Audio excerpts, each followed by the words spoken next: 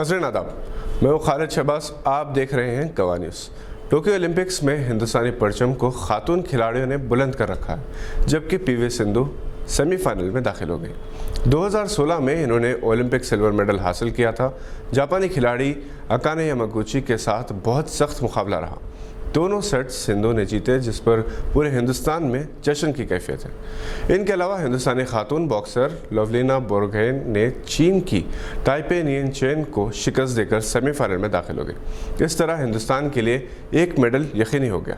इन्होंने आज शानदार मुजाहरा किया। मेरी कौम की शिकस्त के बाद जो मायूसी थी वो किसी कदर दूर हो गई। हिंदुस्तानी वुमेन्स हॉकी टीम ने आयरलैंड को 1 गोल से हरा दिया। ये गोल नवनीत कौर ने बनाया। शूटिंग, एथलेटिक्स और तीरंदाजी में हिंदुस्तानी खिलाड़ियों का मुजाहरा मायूस कुन रहा। तेलंगाना स्टेट उर्दू अकेडमी की जानिब से रियासत तेलंगाना के 69 गवर्नमेंट स्कूल्स के बेस्ट टीचर्स को अवार्ड पेश किए गए। सालाना मिलत ऑडिटोरियम उर्दू मस्कन में मुनक़दा तकरीब में, जिसकी सदारत चेयरमैन अकेडमी जनाब रहीमुद्दीन अंसारी ने की, रियासती वज़ीर अक़लियती बहबूद मिस्टर ए ईश्वर ने उर्दू के बेहतरीन असातिज़ा को ये बावक़ार अवार्ड पेश किए। Director secretary doctor Mohammad Ghaus ने खैर मक़दम किया और उर्दू अकेडमी की कारकर्दगी पर रोशनी डाली। अवार्ड हासिल करने वाले उर्दू टीचर्स में निहायत जोश व खरोश दिखा गया। इलियास शब्बीर ने इस अज़म का इज़हार किया कि वो तेलंगाना में कांग्रेस की इक़्तिदार पर वापसी के लिए अपनी तमाम तवानाई को इस्तेमाल करेंगे।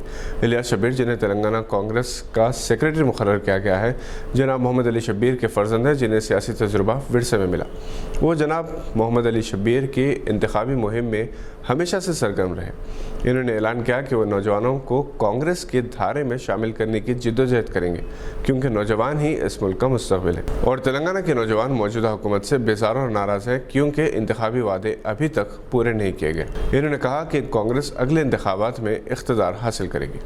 टोक्यो ओलंपिक्स में जर्मन जिम्नास्टिक टीम की जानिब से जिस्म को मुकम्मल तौर पर ढांकने वाले लिबास के इस्तेमाल का मजमूई तौर पर हर गोशे से खैर मक़दम किया जा रहा है। इससे पहले सबसे ज़्यादा वाहियात लिबास जिम्नास्टिक की खातून खिलाड़ियों का हुआ करता था।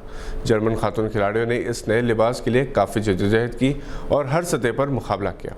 यहाँ ये बात काबिल ज़िक्र है कि बेशतर इस्लामी ममालिक की खातून खिलाड़ी मुकम्मल सरापे को ढांकने वाले लिबास के अलावा स्कार्फ का भी इस्तेमाल करती हैं, जिससे दुनिया में मुस्लिम ख़वातीन से मुताल्लिक़ एक अच्छा पैगाम पहुँचता है। ये थी आज की चंद अहम खबरों पर नज़र। आज के बुलेटिन में बस इतना ही। हम फिर हाजिर होंगे। देखते रहिए गवाह।